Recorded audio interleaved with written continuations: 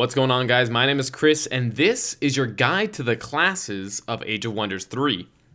In this guide, I'm going to go ahead and play some footage where you can see the different units of each one of the classes, while I go ahead and voice a little bit of background knowledge and the statistical differences of each one of these different classes.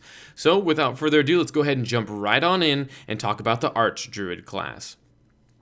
Alright, the Archdruid class is going to be the nature-focused class of all these. They're going to be focusing on summoning different beasts and befriending animals and using nature to their advantage. The Archdruid class, all their leaders and their heroes are going to gain +5 to their health points, have +1 to their magic resists, and will have an increased vision range on the strategic map. So the Archdruids, again, are going to be focusing towards nature and really befriending animals. So you're going to have a lot of that on their units, the ability to befriend animals. Moving on to the next class, we're going to go ahead and talk about the Dreadnought. Alright, the Dreadnought class is going to be a technology and metal, steam-powered, steampunk-style kind of class. They're going to be using musketeers and blunderbusses and that kind of thing to conquer the surrounding territory. They're going to have things like land tanks and all of that.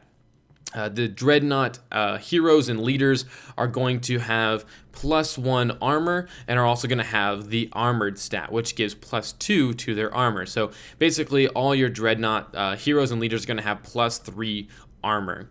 So again, these guys are going to be very much about like hitting hard, but are going to take turns. So they're musketeers and they're I forget what unit it is, but they have blunderbuss. Those special abilities, those ranged abilities, are going to hit really hard, but they're going to be used every other turn. You're not going to be able to use them every turn in combat. So keep that in mind.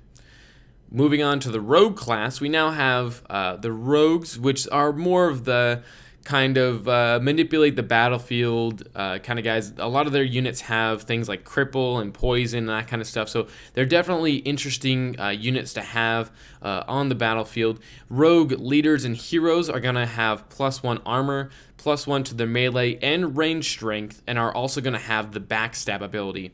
Now, many of the units also have the backstab ability, and what that does is it's going to allow them to do +6 damage on any flanking attack. So any attack that is flanking an enemy unit will do an additional 6 damage, and that is really good, especially if you have a bunch of guys scaling a wall and there's not enough defenders.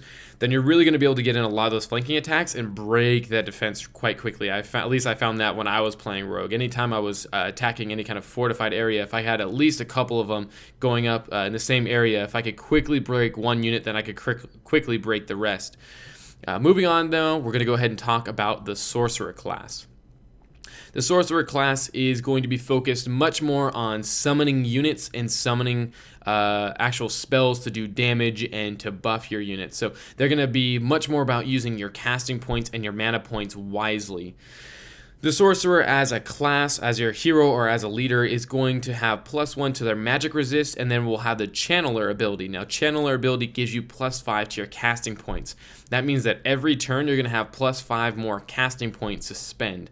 So again, this is going to be, I believe that's a universal thing, so I think it applies to all your other heroes and leaders, that those casting points are going to transfer over to them as well. So if you have multiple sorcerers, sorcerer heroes or I shouldn't say leaders, but heroes, then you're going to be able to have generally a lot more ability to cast spells. So again, they're going to focus on summoning a lot more units and using spells to their advantage.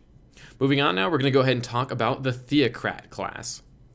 The Theocrat class is much more of a defensive style class. They have a lot of buffs and debuffs. They do have a little bit of some offensive spells for like smiting and that kind of stuff. But the Theocrat leaders and heroes are going to have +2 to their magic resist, and then we'll also have the Devout trait. The Devout trait is going to make it to where you have +3 damage to all heretic units.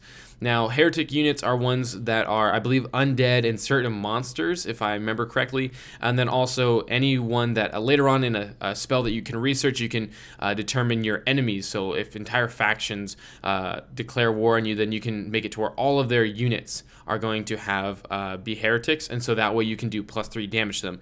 Again, that's a really, really good trait to have. +3 damage on every single unit from every single one of your units really stacks up, especially if you're having 2 or 3 units pound on on one of theirs, that's an additional 9 plus. I mean, if you're not even talking about the multiple attacks, at least of damage. So it really is a good trait to have. Moving on now, we're going to go ahead and talk about the Warlord class. All right, the Warlord class is the 6th and final class here in Age of Wonders 3, at least at launch. And the Warlord is going to be focused more on getting in and doing a lot of melee damage. They're going to have a lot of units that are a little bit more tailored and specific, like their monster hunters and things of that nature, that are really going to be great at kind of specific roles. The Warlord leaders and heroes are all going to come with +2 melee strength and are going to come armored. So again, they're going to have +2 armor. So again, they're going to be getting into melee a lot more often. And generally speaking, I would say that they are... They have a very interesting spell line. They have a lot of kind of debuffs, like trying to make enemies panic and that kind of thing. So very interesting little spell lines that they have there. Not necessarily my specific playstyle, but something I think that a lot of you guys should really check out because they can be pretty devastating on the battlefield.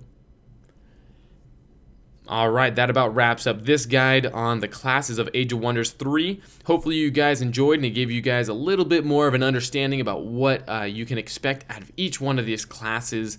And going forward, I'm also planning on doing a basic, like a new player's kind of guide for Age of Wonders. A lot of them that are already out there are kind of long, so I want to keep this one I'm making right now kind of short, to the point, very direct, and not just about me playing the game, but me just pointing things out to you so you guys can get started. And maybe for you guys that are also playing like me pretty heavily these last few days, maybe I'll have some tips and tricks for you guys in there as well. So go ahead and subscribe to stay tuned for that.